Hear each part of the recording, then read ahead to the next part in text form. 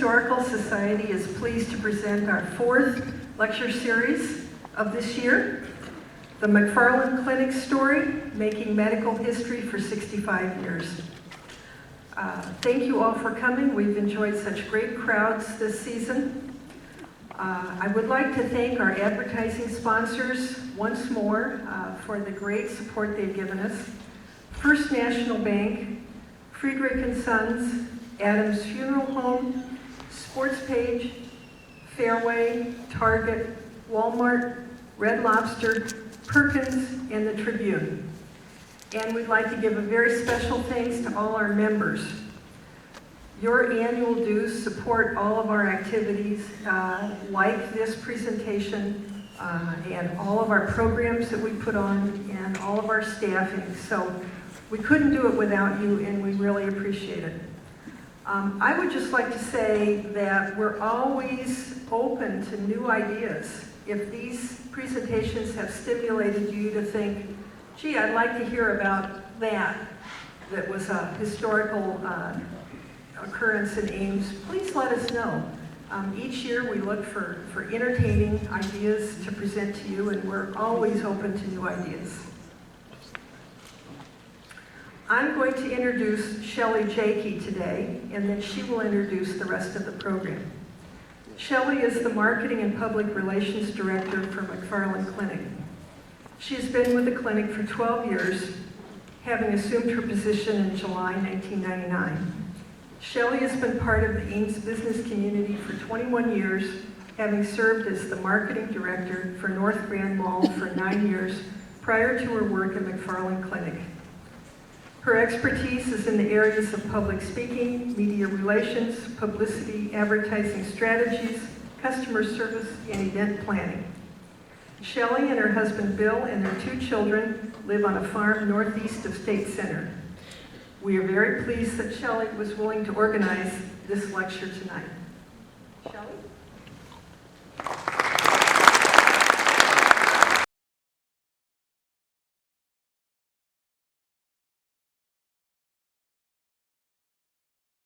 Good evening. My name is Shelley Goecke. I'm the Marketing and Public Relations Director for McFarland Clinic. And on behalf of the physicians and staff of the clinic, we'd like to welcome you to this evening's presentation and thank you for attending, and thanking you for helping us celebrate 65 years of medical history. This is the fourth in a series of 4 lecture series coordinated by the Ames Historical Society. And I understand they have been a tremendous success. Would all the volunteers for the Ames Historical Society and the staff that have been involved please stand in your seats. Let's take a moment to applaud and appreciate these volunteers.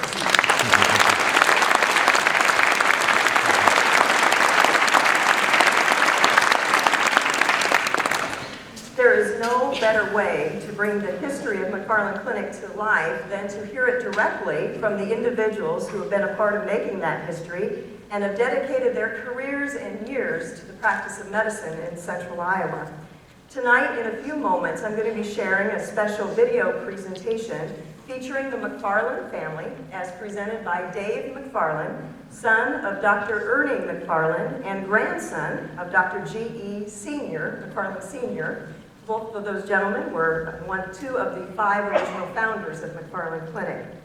Also on the video tonight, Dr. George Montgomery, the 9th physician to join McFarland Clinic in 1949, will be sharing his reflections and some stories with us. Following the video presentation, we do have a wonderful panel group of individuals who will be joining me on stage. These individuals include Dr. Dave Wall, retired OBGYN physician of McFarland Clinic, and the son of Dr. David Wall Sr., one of the founders of McFarland Clinic. Also will be Dr. Louis Bannett, retired adult medicine physician, Dr. Robert Gitchell, retired orthopedic surgeon, Elaine Raines, retired human resources director of 42 years, right, Elaine? I think so. And also Dr. Michael Kitchell, although not retired, and I certainly hope he doesn't get any ideas after tonight's presentation. Dr. Kitchell, our neurologist and board chair, will also be joining the panel group. Before I share the video presentation, I do have some slides and photos that I would like to share with you this evening to give you an overview of the clinic history. About 15 minutes worth. Our video presentation then will be approximately 25 minutes, and we will have our panel discussion with each of our panelists, which will be about 20 minutes in total. The word revolutionary is often used in today's healthcare environment to describe the latest in technologies. However, the term could not be more fitting than for the kind of care that Dr. G.E. McFarland Sr., pictured here on the left, introduced to Central Iowa in the 1940s. G.E. McFarland, known by most as Sr., invited his sons, Dr. Ernie McFarland and Dr. Julian Packy, along with O.L. Thornburn and Dave Wall Sr., to join him in a group practice. The physicians believed that a group practice could offer many benefits to patients and providers. In 1946, they planted the seed of what has grown into Iowa's largest physician-owned multi-specialty clinic. And just a note of reference, I had it asked of me today, Dr. Packy McFarland, how did he get that nickname? He received that nickname in college as there was a prize fighter, a boxer, back in that time, Packy McFarland, out of Chicago. So that's where the nickname Packy comes from. Well, McFarland Clinic officially incorporated in 1946, the true beginnings of McFarland reach back to the early 1900s, when G.E. McFarland Sr., pictured here on the right, first considered a career in medicine. It is true that a career in healthcare was not on the radar for Sr. during his youth. Sr. was content to follow in his father's footsteps as a proprietor of an ice cream shop in Des Moines. It was not until he was married with children that his wife, Bessie, encouraged him to enter medical school so he could better provide for the young family. Go, Bessie. Sr. enrolled in the Kellogg Sanitarium in Battle Creek, Michigan. When he graduated, he returned to Central Iowa to practice medicine at his first clinic in Stanhope, Iowa. He moved to Ames in 1924 and opened an office at Kellogg Avenue and Main Street. Later, the office was located on the second floor of what is now Cook's Emporium at 325.5 Main Street, or the Rice Building. Then in 1939, he moved the practice to 313 5th Street. G.E. Sr. mortgaged his house to build this clinic. He opened it every day at 7 a.m. with one registered nurse, Florence Long. Florence also served as the receptionist, bookkeeper, and helped with obstetric home deliveries. The fee for a home delivery was $25. And as I was reading through a transcript just this afternoon of an interview back in 1995, Dr. G.E. McFarland was charging 50 cents for an office call, and it was noted that he was very upset when the charge was moved to $1. After practicing on his own in Ames for about a decade, Sr. was joined in practice by Ernie in 1935 and Julian in 1938. Sr. was a general practitioner, Ernie a general surgeon, and Julian an internist. During the Great Depression, the three McFarland families were glad to receive eggs and chickens cut up for frying in lieu of credit on the doctor bills. Before I go on to more details about the developments of the clinic, I thought I would share this treasured photo of the McFarland family taken in 1951. The McFarland family here is celebrating the golden wedding anniversary of G.E. McFarland Sr. and his wife, Bessie. You can see that they are seated in the middle to the right of the photo. To the left of G.E. Sr. is his mother, Mary Patterson McFarland. Not many people get to see their son celebrate their 50th wedding anniversary. This photo was taken in Sr. and Bessie's home in the living room at 1205 Ridgewood Avenue here in Ames. Sons Ernie and Packy are pictured in the back row of the photo. Ernie to the second in from the left, and Packy second in from the right. Dr. Ernie and his wife, Margaret, had 4 children. Dr. Guy Terry McFarland, who went on to practice ENT as an ENT physician in Iowa City. Daughter Sandra, who's seated on the bottom right, who lives now in Florida, and son Dave McFarland, young boy seated on the floor in the front, who we will hear from in a moment, and he lives in California. And daughter Susan, who is also seated next to Dave on the floor, as she is now deceased. Packy's family included his wife Winnie and their 2 children, Robert McFarland, standing up on the far right, who is now deceased, and Lee McFarland Murray, who lives in Syracuse, New York, and she is seated on the far left. I have the privilege and pleasure of getting to know the McFarland family in the past 18 months, as the clinic hosted a Founders Dedication Day in April of 2010. The event honored our founders, as well as the 73 physicians who have retired from McFarland Clinic since 1946. In the dedication ceremony, Dave McFarland shared information about his family, and that is part of the clips that we will be seeing tonight in the video. In 1941, Dr. Wall joined the group. Months later, with the country immersed in World War II, Dr. Wall, Dr. Ernie, and Dr. Julian left the practice to join the war effort. Ernie and Julian served in the Navy, while Dr. Wall served in the Army. This picture, another treasured photo of the McFarland family, was taken of the McFarland brothers as they met up in Saipan on their way to the Iwo Jima campaign in 1945.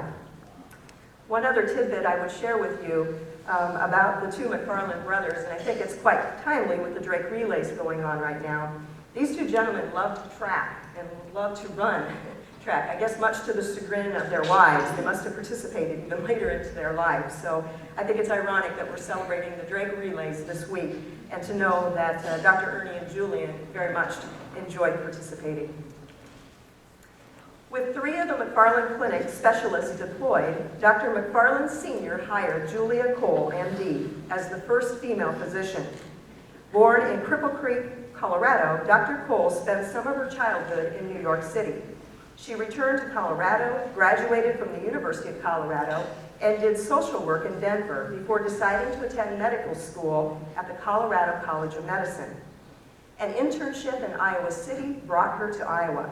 After graduation, she became the first woman medical doctor in Ames in 1936.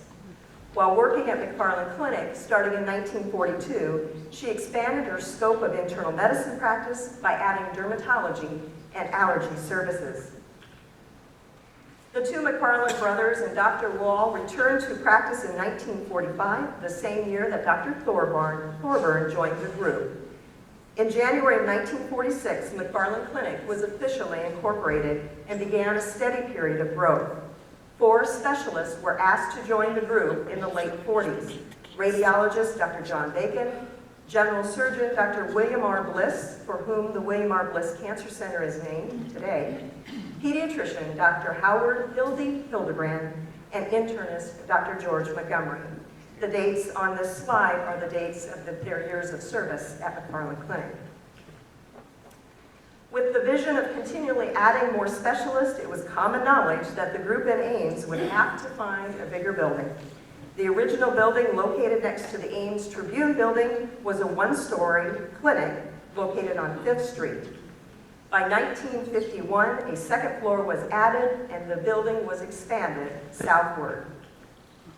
This photo, courtesy of the Ames Historical Society, pictures residents of Ames standing in line for the polio vaccine at the expanded McFarland Clinic on 5th Street. The photo is dated May 18, 1956. In an interview with Dr. Mrs. Bliss, commented that Dr. Hildebrand was very instrumental with the polio vaccine in the community, and making sure that every child in Story County received it. It was a nostalgic time during the early years when clinic nurses still wore white uniforms, doctors made house calls, and the clinic was small enough that the board meetings could be held in physician homes around the kitchen table. Dr. Kitchell, maybe that's a new tradition we should start, is having the board meetings at your kitchen table. According to Dr. Montgomery, house calls were $5 in town and $1 for every mile outside of town. A sense of fellowship and family enveloped the clinic. Nurses and doctors sat in the employee lounge during breaks and drank coffee together. Pranks were pulled, such as the chocolate-dipped soap in the candy dish for a certain doctor who had a sweet tooth, and perfectly placed whoopee cushions every now and then. A mutual respect was born between physicians, nurses, staff, and patients. A retired nurse from the early years once commented, "It's a wonderful place to work. We are all very loyal to each other. There was no doctor in the world like a McFarland Clinic doctor."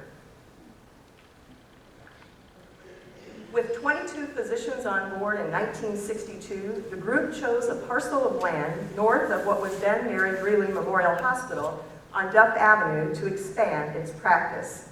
D. Hegstrom once commented that the physicians each had to put up $10,000 in 1959, and that was about a third of their salary to help in building of the facility. Many unique features were incorporated into the building. The total cost of the project then was $1 million. McFarland Clinic was honored with the first honor award of the American Institute of Architects in 1966 for the construction of the new facility. The clinic at 1215 Duff Avenue in Ames has gone through a number of renovations and expansions over the years in 1974, 1979, and 1992. In 1978, a passageway connected McFarland Clinic and Mary Greeley to make it more convenient for patients and for the providers. During the early 80s, McFarland Clinic began expanding to rural areas to make services more convenient for patients. The first clinic established offices in Boone and Nevada. The clinic expanded in central Iowa at one point to include 23 communities. In the late 80s and early 90s, the clinic began to see subspecialization with the addition of specialists in fields such as radiation oncology, neurology, reproductive medicine, endocrinology, cardiology, nephrology, rheumatology, and infectious disease. And by 1988, McFarland Clinic had grown to 72 doctors. In the mid to late 90s, the clinic began to regionalize with offices as far west as Carroll and east as Marshalltown and to the north Webster City and Iowa Falls. The clinic stabilized its size by the year 2000. It was also during this time that the clinic began to add additional healthcare providers as part of the team, physician assistants, registered nurse practitioners, certified nurse midwives, optometrists, and physical therapists. There have been many advances in the services and technology at McFarland Clinic in the past 65 years. The paper chart was certainly used for decades. The charts at first were family charts, together, all in one file. And Dr. Packy was adamant that the family's history should all be in a little package. So you would have the grandmother and grandfather and the mother and the father all in one record, until a lawyer said that this was a breach of confidentiality and those records needed to be separated.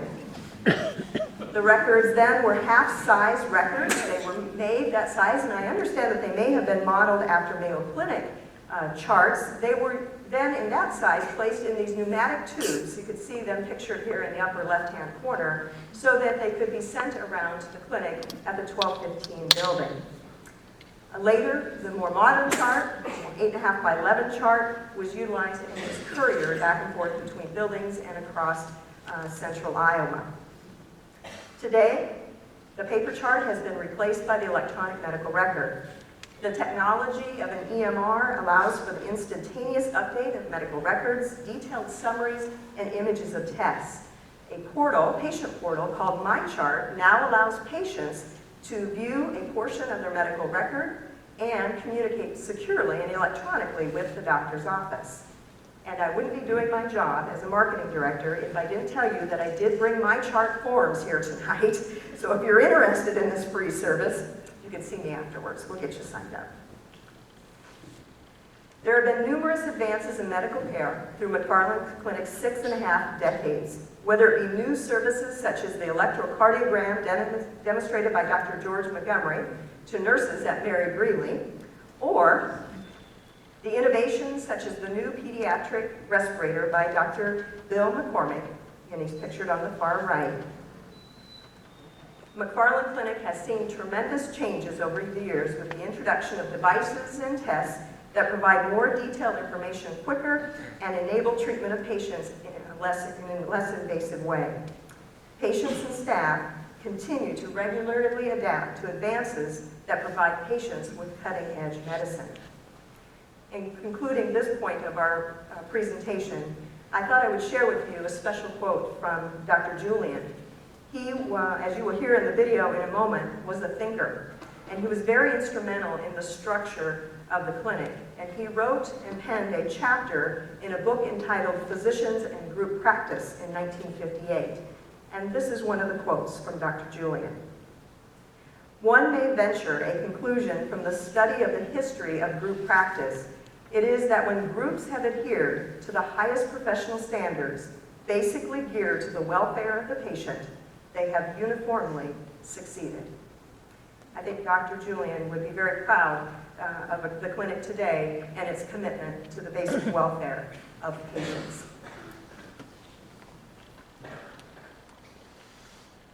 At this time, Alan's going to get the video presentation ready to share. As I mentioned, this video is 25 minutes in length. The first 12 minutes is Dave McFarland, son of Ernie and grandson of Dr. G.E. Sr., and 1 year ago, sharing with us in a Founder's Dedication Day, sharing about his grandfather, father, and uncle.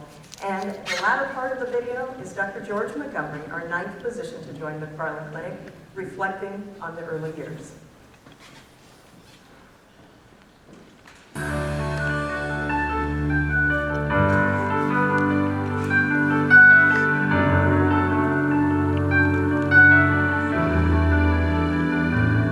Here's a picture of Senior when he was about 25 years old. That was in 1905. He was born in 1880, graduated from Osceola High School in 1898, and he married Bessie Victoria Anderson, my grandmother. We called her Nana, we called him Pa, in 1900. Senior, or Pa as we called him, was a very kind, gentle man. He was a very excellent chef. Many times at the clinic he would go home for lunch and work up a set of pralines and bring them back to the nurses at the clinic when he came back in the afternoon. His first child, Julian, or Packy as he was known, was born in 1902. Bess told him during the first year of Julian's life, you know, I'd like to have more than 1 or 2 children, and I don't think running the ice cream store in Des Moines is going to be able to provide very well for us. So she wrote off to John Harvey Kellogg, who along with his brother Will was the founder and the inventor of the cornflake, and he had set up a sanitarium in Battle Creek, Michigan. So they went off and figured out, now, what do you need to do to go to medical school? Well, he'd never been to college. He graduated from high school. And they found out that you had to take a Latin test. Now, in the book, there's a little bit of a story about the Latin test.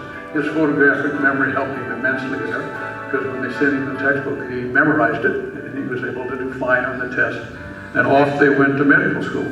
While there, their second child, Eugene, who most of you have probably never heard of, was born. He became a newspaper man and worked as the editor of a newspaper in Murray, Kentucky.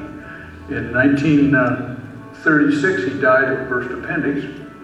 Ironic for a family full of doctors like this, but at that point, remember, there was no penicillin yet, so there was no way to them to get there quick enough to try to save his life. One of the stories I like to tell is that, Senior, when I was in high school, he'd say, there's one of my patients from Slater or Zering or someplace, a relatively small city out in the countryside, says they're having a church social and they're raising money with a chicken dinner. And I'd like you to drive me down there. So, well, as a 16-year-old, you drive your grandfather in his big car anywhere he wanted to go. So I did, and we'd go into these, and he would say, they would walk in and they'd say, oh, Dr. McFarland, you saved my life, and this and that and the other thing. And they'd say, Doctor, he'd reach in his pocket to pay, and they'd say, Doctor, your money's no good here. He said, well, if my money's no good here, then I'm not eating. So it was a Mexican standoff right there, but finally they gave in and he paid the $1.25 or $1.35 or whatever it was, some trivial amount of money so that he could eat. But he would always go to every patient's church social all over Central Iowa. Just the kind of guy that he was.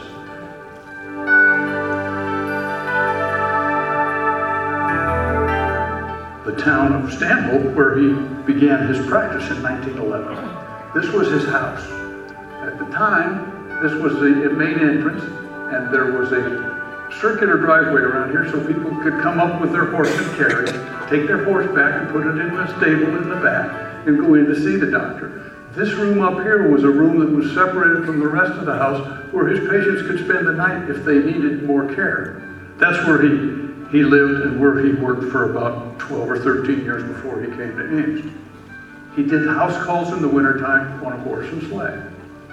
He did house calls in the spring, the fall, and the summer on a motorcycle with Julian riding on the back of it. Okay?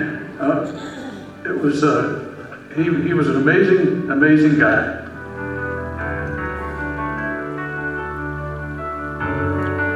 Here are a couple of pictures of Julian, one when he was in the Navy on the left, and on the right is his age in 1950, so he was about 48 years old at that point. He graduated from Stanhope High School at 14. They sent him to St. John's Military Academy in Delafield, Wisconsin, because they weren't sure that at 14, having gone through that entire school, he knew enough to go on to college. So he graduated then from St. John's Military School, and then he went to Iowa State and graduated with a chemical engineering degree at the age of 20.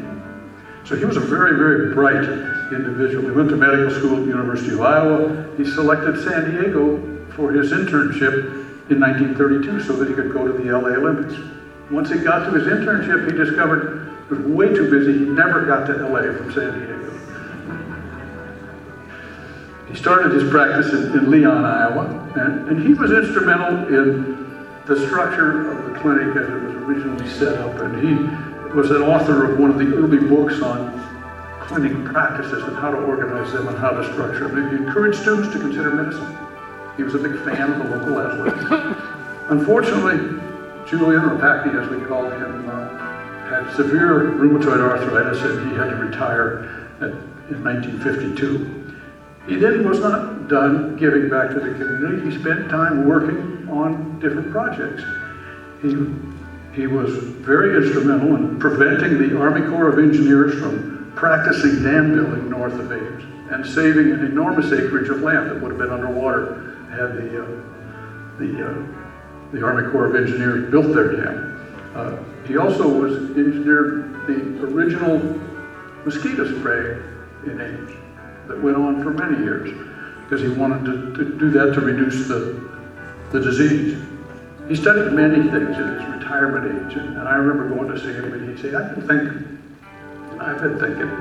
Well, one of Lee's sons, Jim, went to see him one time, and he started off in one of these, I've been thinking about this. And Lee looked at him and says, Dr. Packy, do you ever not think about something? Because he was definitely taking advantage of his brain, even though he was not able to practice medicine anymore.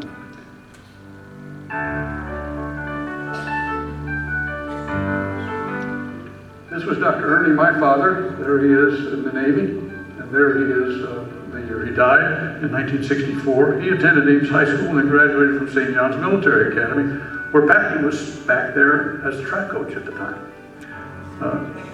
spending more time before he became a doctor. Ernie was very charismatic, compassionate. He was a conservationist. He was a hunter, a fisherman. He was also a chef. He was very excellent at reading people. And we have a lot of stories that we've gathered about him directing people into careers based upon being able to read them and know what it was that they would be good at and what they were interested in. He was a strong believer in never charging clergy for their medical. And I asked him once, I said, why? He said, they don't charge me to go to church. End of discussion. when I needed a car, when I was married and had a child, and he said, we'll go down and talk to Fletcher Allen at Allen Motor Company, and they got a car. So I went down, I came back, and I said, there's one that's sitting on a lot, it's been there for a while, and I think you can get a good price on it. He said, I don't negotiate for cars. He said, Fletcher Allen doesn't negotiate with me when he needs his appendix out. These two guys spent an enormous part of their life, 3.5 years, during the major medical practicing time in the Navy.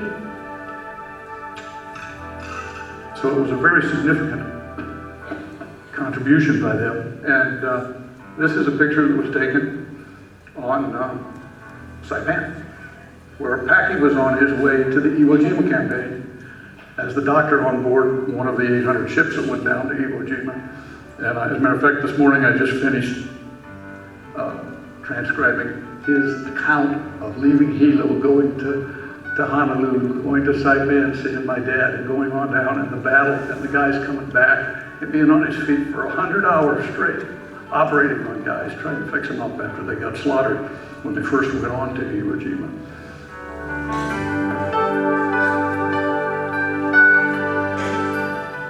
There are several different legacies that I think that the McFarland family has given to the community of Ames. One of them is McFarland Way. Now the story behind that is Ernie had hunted along Skunk River out there. And he knew that there was a spring right up here in this particular valley. There was no lake there at the time. And he said, one day I'd like to own that land and build a lake.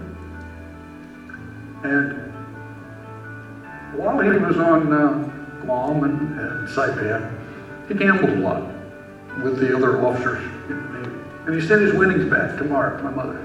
And I wasn't sure I believed that story, but there's a lot of stories.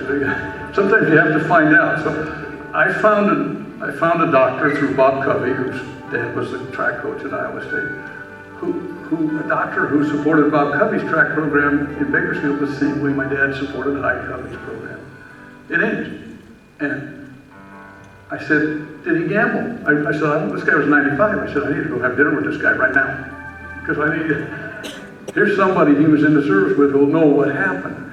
And it turns out they shipped out together from Point Wanibi when they went in the war. And I went up and had dinner with this gentleman. And I said, did he play poker or what did he do? And I said, I never saw him with any cards.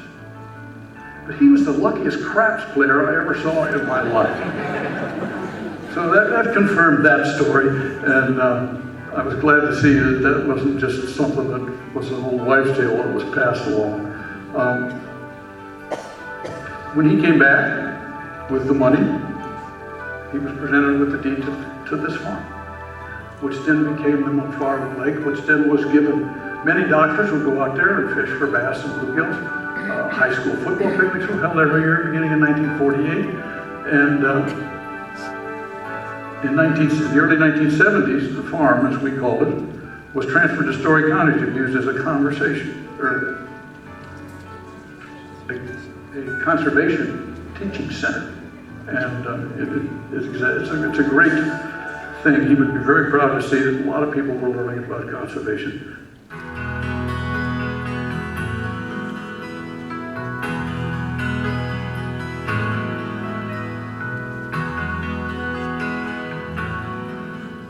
Well, all of us in the beginning did make house calls, not just the internists or the pediatricians or the surgeons, but we all took turns doing house calls. And there's just been quotes on call, and you take it for X number of days or whatever, and then somebody else would pick it up.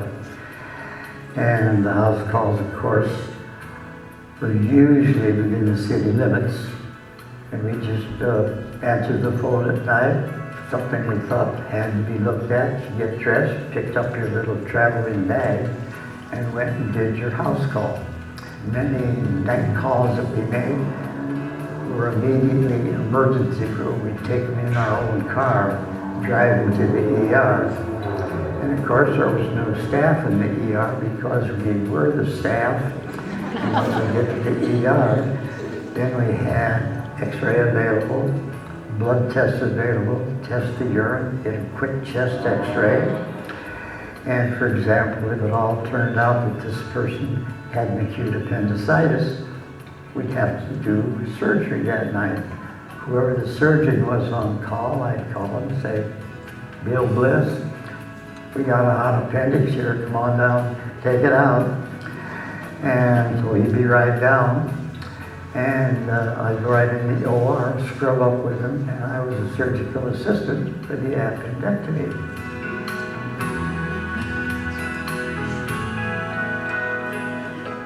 Our staff, technical staff of the clinic, consisted of one X-ray technician, one RN, and one lab tech for the entire clinic. But we had this one X-ray machine at the clinic that would just take what they call flat films, and the flat films would be one of the chest, front to back, or a lateral, or an arm or a leg or a foot or neck, you know, those flat, simple films. And they were photographic films, and they were developed right on the spot beside the X-ray machine in a big tank of developer fluid. And when the film was developed, the X-ray technician would call us that we could come have a look at it. So we took it up out of the developer tank, held it up against the light with the water dripping off of it, and read it. None of us were radiologists, so we could tell if a bone was broken in two and things like that. For any fine, educated reading, we just did the best we could. And we also found out after a few months that the developer fluid was a silver oxide solution. And when the developer was pretty well used up, there was a layer of silver at the bottom of the developer tank. Well, our technician knew that, and he said if we let him use and develop the stuff out of the bottom of the tank, he'd consider that part of his salary.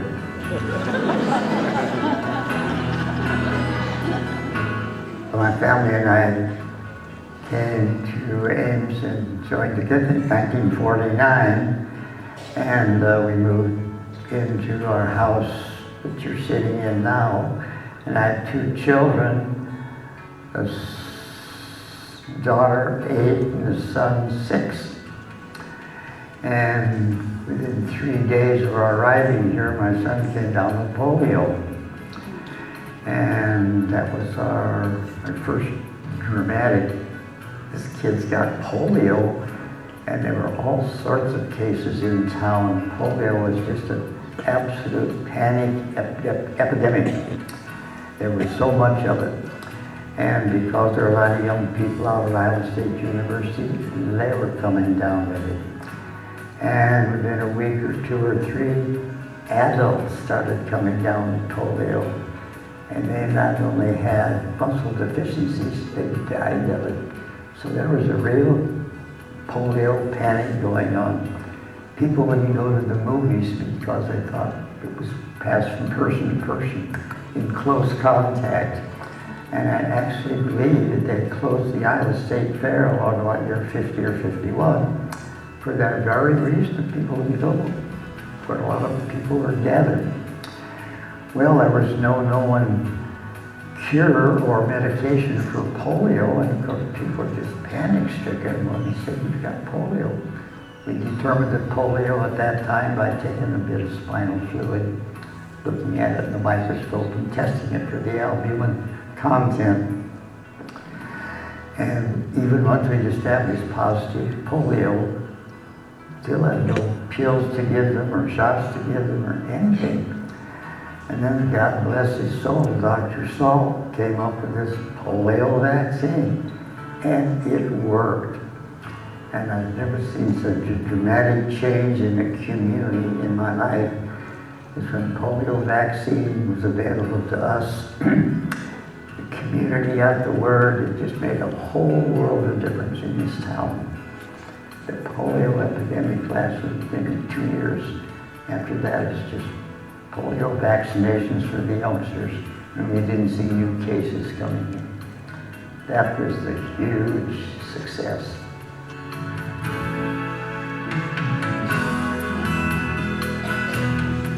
What we used way back then were animal tests. We used either a rabbit, a female rabbit who was known to be not pregnant, or a frog.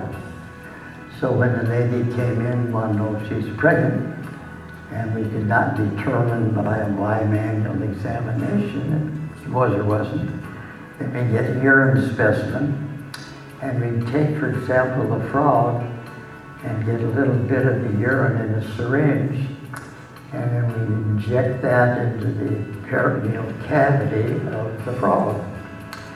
And if the lady had a certain amount of female pregnancy hormones in the urine, the frog's ovaries, which are currently almost invisible, would expand due to the extra hormone.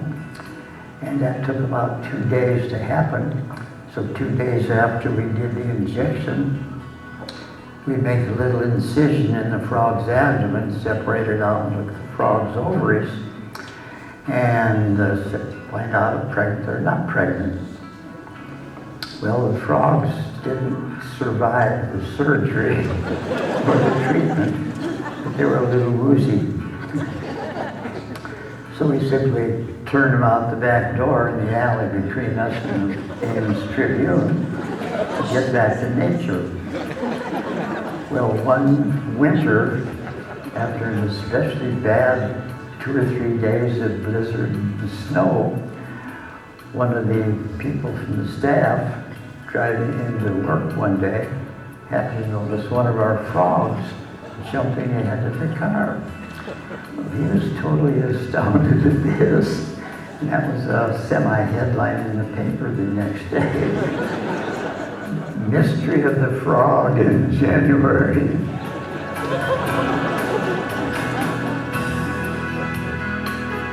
Early on, when I got to the McFarland Clinic, there was no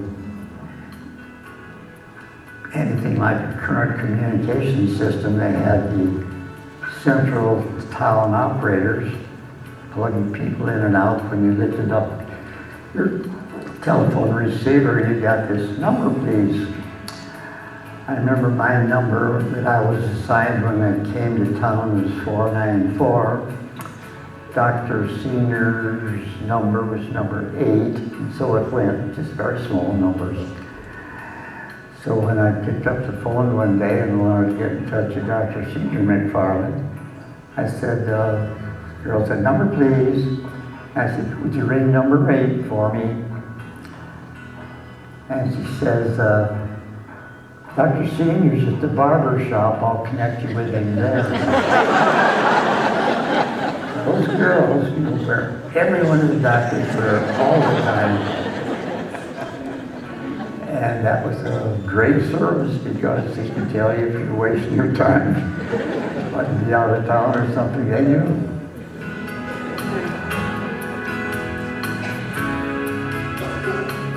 There was one female physician, and that was Julian Cole. And she had an office right across the hallway from me, so she's one of the first doctors I met here. And she was doing internal medicine and dermatology. And I thought that was fine because I had an immediate somebody I could talk with on a puzzling case. It was wonderful. That's been the beauty of the McFarland Clinic forever. You had within 20 paces of yourself specialists in this and that and this and that. It was wonderful. But anyway, there weren't any female doctors that I knew of besides Julia Cole. And now the class graduating in medicine from the University of Iowa is 50% women. It just became very popular. Lady doctors are just as skillful and more beautiful than the men. And they were very well accepted, and still are today. Bless their hearts. They always have been and always should have been a great addition to the medical profession.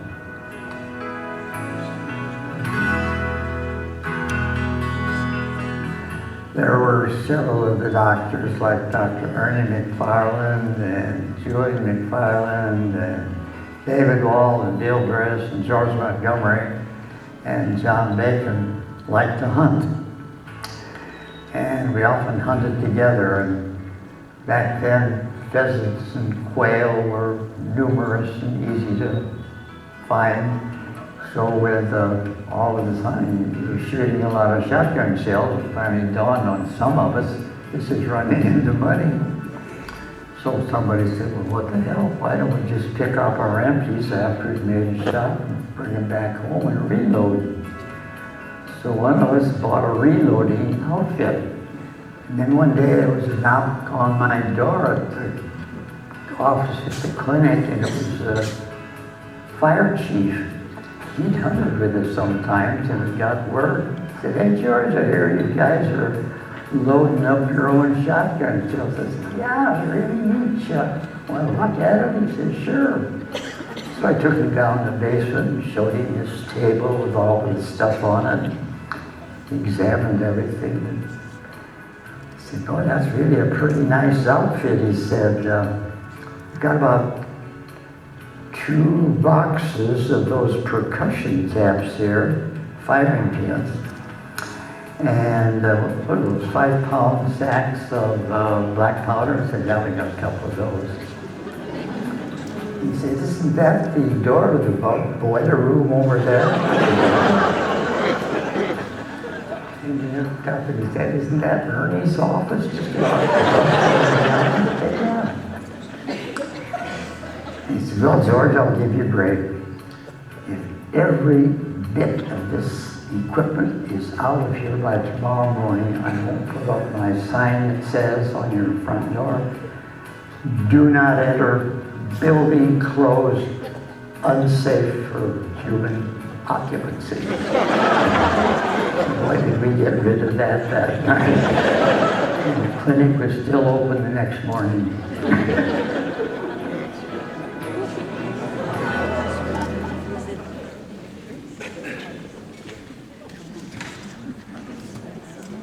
When it opened, there was a lot of space in the basement.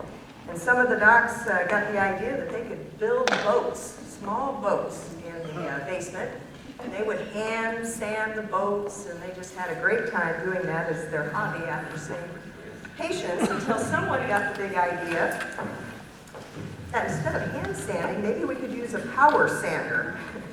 And when they used that, the HVAC units were positioned in the basement, sucked up all that dust, and put a fine coat all over the clinic. And that was the end of the boat-making days in the basement of the 1215. So, well, we have a wonderful group of panelists here this evening that are going to share what it meant to be a part of McFarland Clinic and some fun and fond memories that they have. And they are going to go one at a time here. I'll introduce each one of them. And the microphones, I guess I didn't check to see on those. Oh, I see. Just talk right into that mic. Okay. First up, we have Dr. David Wall, retired OBGYN physician, and his father was one of the founding members of McFarland Clinic, Dr. Dave Wall Sr. So, Dave, you want to start us off? Yeah, I thought I might just talk about the inception of the clinic, just because I was around at that time. And I'm not feeling real well because those pictures of that old clinic building brought back some horrible memories. We all had tonsils out in there. And they used ether at that time. And the whole building just reeked of ether. So you get nauseated every time you went in there. And the dentist wasn't real kid-friendly either. So. Anyway, Ernie and Packy both were firmly convinced in the late 30s that the multi-specialty concept was the way to go. They had good friends, Oshners in New Orleans, who were establishing a huge clinic down there, and obviously they were well aware of what the Mayos had done in Rochester. But Packy and Ernie together had had a completely different concept. They felt that in order to get the completely free flow of referrals and consultations, that you had to eliminate the economic component and the economic jealousies of medical practice. So they felt that it had to be run just like they ran their family, just on an equal share partnership where everybody had shared all the assets and were equally responsible for all the expenses. Dad was working at student health at that time. This was about 1938, and Ernie did all the surgery out at student health. Actually, the clinic physicians were still doing surgery at student health into the mid-70s. But anyway, Ernie sold this program to my dad. He thought that if they had medicine and surgery and general practice, and he thought that if they added a base of OB and peds, then they would have a good foundation to start a clinic, and with this economic model, everybody would refer everybody to everybody without any problem. And he must have been a great salesman, because he convinced my dad to go back to New York and take an OB residency. And he convinced Hildy to go back and take a pediatric residency. So then they were all going to come back and start the clinic. Well, Dad came back in 41, and then the war came and everybody left. So Senior was left there with, well, he hired Julia Cole, she was the first female physician, as you've seen, and probably one of the first in the state, which was probably one of the firsts for the McFarland Clinic, which was first of many firsts. But anyway, everybody came back after the war, and during the next 8 years or so, the clinic just expanded like crazy. They added ear, eye, nose, and throat doctors, and radiology, and anesthesia, and urology eventually, and more surgery, and more internal medicine. And by the early 50s, they really had a tremendous group of individuals that all became the patriarchs of each department. But it was the equal share concept that gave them a cohesiveness and a camaraderie that was really infectious to the recruits, physician recruits, and employee recruits. I mean, it was a real tight-knit group, and amazingly, that utopian kind of ideal way of functioning went for 30 years from the onset.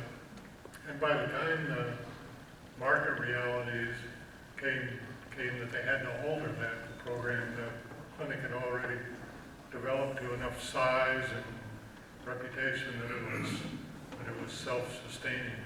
And I think it was that early model that Julian and Ernie had that set the whole thing in motion. Our next speaker is Dr. Louis Gannon, retired adult medicine physician. What would you share with us this evening? What Dave was talking about was one of the reasons that I came here. I was from Minnesota originally, and I had no intent of ever going to Iowa, but the place that I found to be most attractive when I got out of the Army in 1965 was McFarland Clinic. I'd had my training at Mayo Clinic, and I was used to and wanted to practice in a multi-specialty group practice situation. And that's what they had here. Not only that, there was one clinic, one big clinic, one hospital across the street, which was very handy because some of my friends worked in places where they had multiple hospitals to travel to. And this was a very efficient situation. Not only that, it was absolutely beautiful. I think you can appreciate a new person coming and seeing the McFarland Clinic in those early years when it was only a couple of years old. The white terrazzo, which many people don't know exists underneath those carpeted floors. The plants that were cared for by that first nurse, Florence Long, who had a green thumb, took care of all those beautiful plants. I think your dad was responsible for the Bird of Paradise plant. And then there's certain other interesting things. Work expectations. Monday through Saturday with a half day off a week at first. And then it gradually changed because of the Iowa State football schedule. We took Saturday afternoons off that first fall, and they went back to Saturday afternoons in the wintertime. But after the second fall that I was here, we eliminated Saturday afternoons. However, we did have walk-ins on Sunday morning. Just the doctor and the receptionist and someone in the record room. That was it. You had to do all of the rest yourself. Interesting also, turnover, I think, was low back in those days. My doctor number was 34, and I was the 26th person. We'd already had 5 retire before that. So there was a low turnover. Very shortly after I got here and started and became a partner in 1968, about 3 or 4 years later, we were thinking of acquiring property to the west because we knew we'd have to expand. And it didn't take very long. Was it 1974 when the first edition was put onto the west? Then there were certain other things, because we were all general I'm speaking for internal medicine now. We were general internists, but there were many subspecialties that were or could be practiced. And many of the internists did these sort of things, like allergy, diabetes, intestinal biopsy, dialysis, pacemakers, starting the first ICU, endoscopy, cardiac ultrasound, and then after a while, then we started acquiring more physicians who actually were trained in these subspecialties, and we now have lots of subspecialties. I'm going to end with you stole my thunder on the peanut fleet. The sailboats were peanuts, and there were about 20 people who were in this production line in the basement of the clinic, generating all this dust, building these peanut sailboats, including clinic physicians, university professors, and our source of supply, Fritz Munn. Dr. Robert Gitchell, retired orthopedic surgeon. Well, Hy-Vee, where there's a helpful smile in every aisle. McFarland Clinic, state-of-the-art medicine delivered the old-fashioned way. About 35 years ago, somewhat half jokingly and half seriously, I suggested to our board of directors that McFarland Clinic come up with a slogan. But at the time, the idea of hospitals or doctors advertising was felt to be unethical. My, how things have changed. But the more they change, the more they stay the same, fortunately. And to illustrate, I'd like to expand on something that I've heard for many years. People who've moved away from Ames often tell me, I never really appreciated the care I received in Ames till I left. Now, no one claims that care at McFarland Clinic and Mary Greeley Hospital is perfect, and no human organization will ever be. But I think they do a pretty good job of taking care of the total individual. And to make my point, we just returned from visiting old Ames friends in Palm Springs. Now, these transplanted Iowans, they stand on 89-degree Fahrenheit desert floor. They look up at the snow-capped mountains 10,000 feet above them and tell me that's the closest to snow I ever want to be again. And out of respect to HIPAA, I'll call our 82-year-old friend Betty B. Now, Betty had developed a severely arthritic right hip, which forced her to use a walker just to get around the kitchen. Complicating the medical picture was the fact that she had some mild heart disease and had recently been treated for atypical tuberculosis. For years, she'd been living with hepatitis C, which affected her liver function. In addition, her platelet count was below normal. Eisenhower Medical Center is recognized as the best hospital in the Palm Springs area and cares for a lot of high-profile people. Betty herself is followed by the #1 cardiologist in the valley. Her pulmonologist is top-notch, and the gastroenterologist who treats her liver disease is a nationally known expert. Her orthopedic surgeon comes highly recommended. Betty had her surgery at 7:30 in the morning, and a little over an hour later she left the OR with a shiny new hip. Immediately, post-op, she did well. But about 3 o'clock in the afternoon, possibly secondary to low platelets and some extra bleeding, the bottom dropped out. Her blood pressure fell to 40/0, and her pulse was barely detectable. Fortunately, after a week in the intensive care unit, some good care and the grace of God, she got back on track. My point is this: the only time all of her different physicians conferred was when they were standing at the foot of her bed in the intensive care unit as she lay clinging to life. Now, these are excellent physicians, but their separate offices are scattered all over the Palm Springs area. Even though a hospital has electronic medical records, not all of her doctors do. No one had coordinated her care. Coordination of care is probably more important than the surgery itself. And that's why I believe that McFarland and Mary Greeley are ahead of the curve. There are some new delivery systems coming down the pipe: accountable care organizations, medical homes, etc. And McFarland and Mary Greeley are well positioned to adopt and adapt these new models. However, the delivery system already in place right here in Ames, Iowa, has benefited and will continue to provide outstanding care to the people of Ames and the surrounding area. Thank you. Elaine Raines, retired Human Resource Director for the clinic, has some memories you want to share.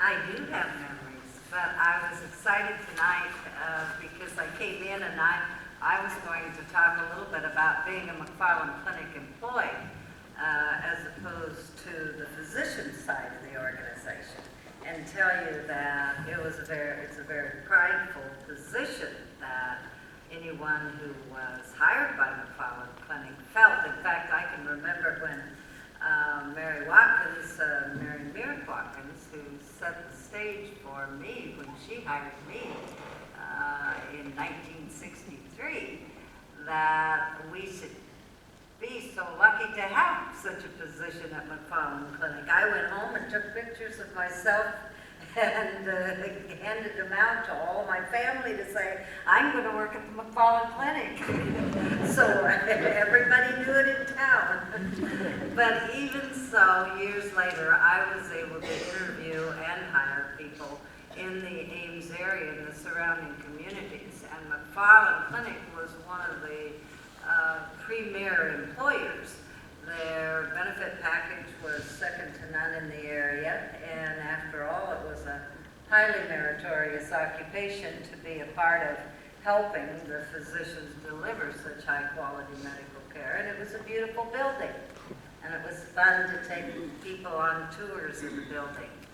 But most of all, I think feeling good about being a McFarland Clinic employee was instilled in me in the early years, and it made it easy for me to sell that concept to any of the prospective employees that we wanted to have on board with us.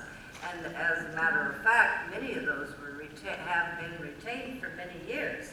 I came in the door tonight and said, well, hello, Betty Jean, and I saw an employee that was employed with McFarland Clinic for, she told me, 27 years.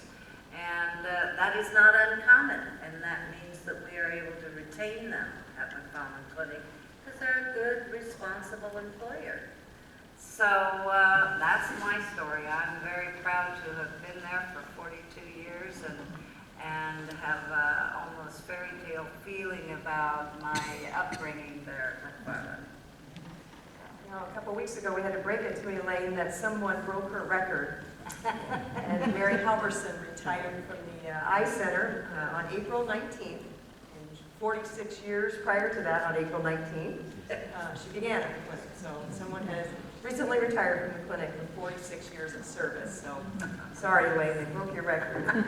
There might be an opening, though, if you want to come back. And Dr. Michael Kitchell, our neurologist and board chair. I think you have some special thoughts you'd like to share tonight. Yes, when I came, Lou Bannock said he was number 34. I was number 76. And when I came almost 32 years ago, the clinic had that basis of multi-specialty group. We only had one non-specialist, that was Dr. Dwayne Anderson, who was a general practitioner. The physicians that we've added have all been specialists. The physicians who are family physicians have 3 years of training. They are specialists in primary care.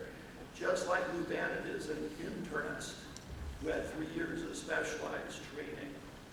And so all of the physicians who join the McFarland Clinic are multi-specialty. But it's not just that we have a collection of specialists. The enduring legacy that these physicians here and those that you saw in the video, the enduring legacy is that culture of collaboration, cooperation, and coordinating care of the patients. And this is really what brought me here, is that culture, that collaboration, going down the hall, talking about the tough cases, making sure the most qualified physician that we have is the physician who cares for that patient. And just like Dave talked about, if you have that culture, you don't have the backbiting, you don't have the competition that some other places have where they fragment care. We have the built-in collegiality, collaboration, and coordination of care. And we know that this pays off. We know that there are other multi-specialty groups around the country, Mayo Clinic, Cleveland Clinic, Oshner Clinic. Those are now the model for healthcare in the future, that we will have physicians who actually coordinate care and keep all of these huge number of facts on hand with the help of our electronic medical record. What we are doing with our electronic medical record is not only improving the care and the quality of our patients, we're now going to be able to really partner with our patients. We're going to have better results if we can partner with our patients. And those of you who communicate well with your doctor will have even more ways for you to communicate with my charts, with a program called Speak Up. Now, the healthcare in Iowa, as you probably know, is very high quality. If you look at the national rankings of healthcare quality in the country, Iowa is #1 for children's health care.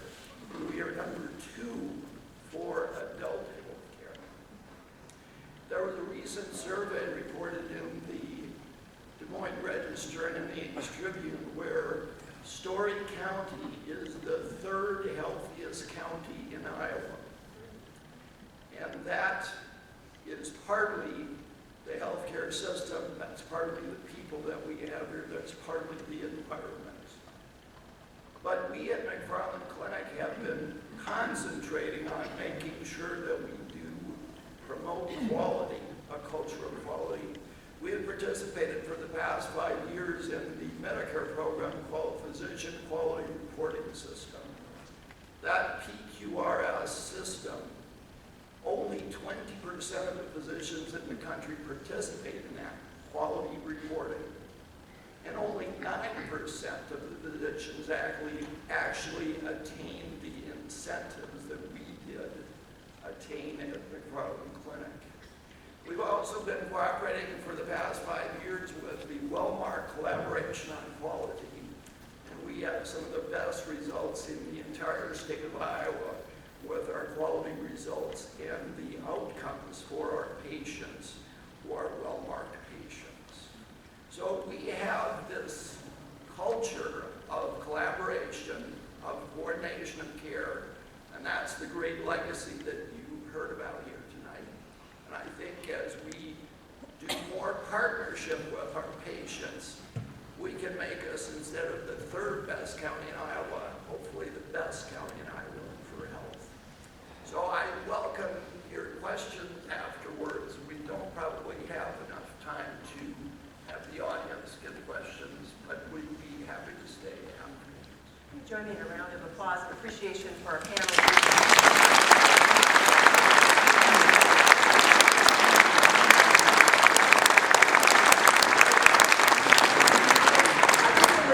We may have some additional retired physicians. You are retired physicians at McFarland Clinic. Would you stand? How about retired?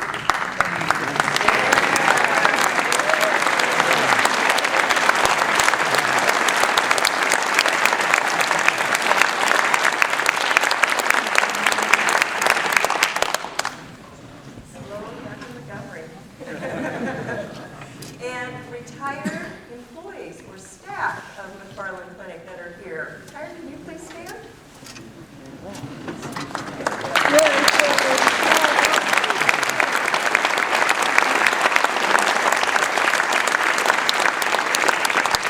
Thank you all for your contributions as well to the clinic.